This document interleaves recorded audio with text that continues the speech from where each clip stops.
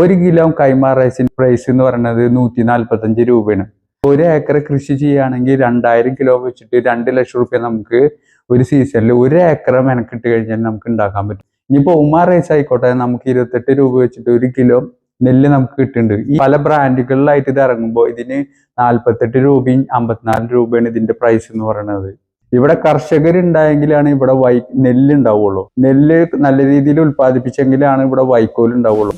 ഇവിടെ വൈക്കോലിന്റെ ഡിമാൻഡ് കാരണം ഒരുപാട് കർഷകര്, ഒരുപാട് പശു വളർത്തുന്ന കർഷകരായിക്കോട്ടെ, പോത്ത് വളർത്തുന്ന കർഷകരായിക്കോട്ടെ, ആ പരിപാടി വേണ്ടെന്ന് വെച്ചിട്ട് ഇരിക്കുകയാണ്. കാരണം എന്താണെന്ന് വെച്ച് കഴിഞ്ഞാൽ ഇവിടെ വൈക്കോല് കിട്ടാനില്ല. വൈക്കോലിന് ഭയങ്കര ഡിമാൻഡാണ്. ഇവിടെ ഈ കൃഷി ഇത്രയും മോശമായിട്ട് പോകാനുള്ള കാരണം എന്താണെന്ന് വെച്ച് കഴിഞ്ഞാൽ കൃഷിഭവന്റെ ഭാഗത്തു നിന്ന് കൃഷി സ്റ്റാഫുകൾ, കൃഷി അസിസ്റ്റന്റ് ഇവരൊന്നും ശരിക്കും കൃഷിയെക്കുറിച്ച് അറിയുന്നില്ല. ഈ കർഷകരുടെ ദുരിതം എന്താണെന്ന് അറിയുന്നില്ല. പിന്നെ കർഷകർക്ക് വേണ്ട സബ്സിഡി സമയത്ത് കൊടുക്കുന്നില്ല. ഇവിടെ കർഷകരുണ്ടായെങ്കിലാണ് ഇവിടെ നെല്ല് ഉണ്ടാവുള്ളൂ. നെല്ല് നല്ല രീതിയിൽ ഉൽപ്പാദിപ്പിച്ചെങ്കിലാണ് ഇവിടെ വൈക്കോൽ ഉണ്ടാവുള്ളൂ. വൈക്കോൽ നല്ല രീതിയിൽ ഇവിടെ കിട്ടിയെങ്കിലാണ് ഇവിടെ പശു വളർത്തുന്നവരും പോത്ത് വളർത്തുന്നവരും ഉണ്ടാവുള്ളൂ.